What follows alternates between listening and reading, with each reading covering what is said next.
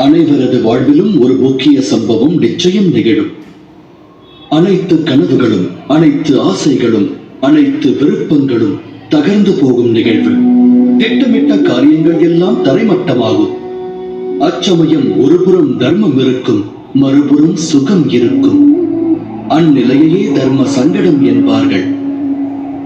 தர்ம வழியினை மேற்கொண்டால் சங்கடம் உருவாகும். தர்மத்தினை தியாகம் செய்தால் சுகம் கிட்டும். சற்றே சிந்தியுங்கள்.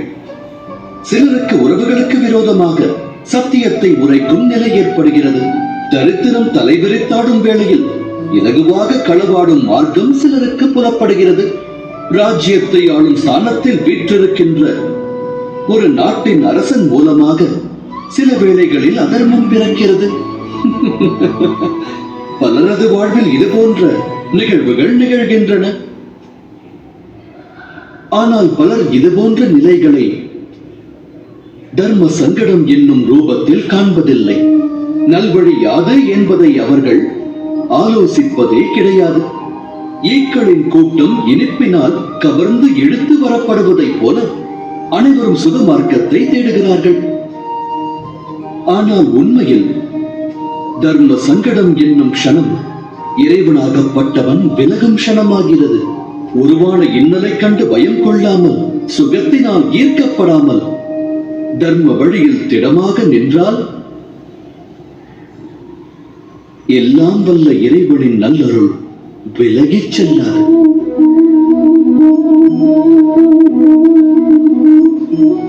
காற்றோடு மோதும் மரத்தின் இலையானது மரத்திலிருந்து விடுபட்டு ஆகாயத்தில் காற்றோடு பறக்கிறது.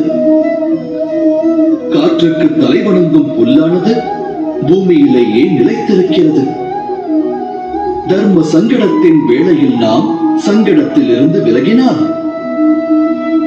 சுகமானது கிட்டும், வாழ்வு ஆனந்தமாகும். ஆனால் எதிர்காலத்தில் விரக்தி உண்டாகும்.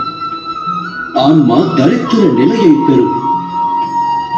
இறைவன் அருளில் இருந்து வெகு தொலைவு செல்ல நேரிடும். சிந்தித்து செயலாற்றுங்கள்.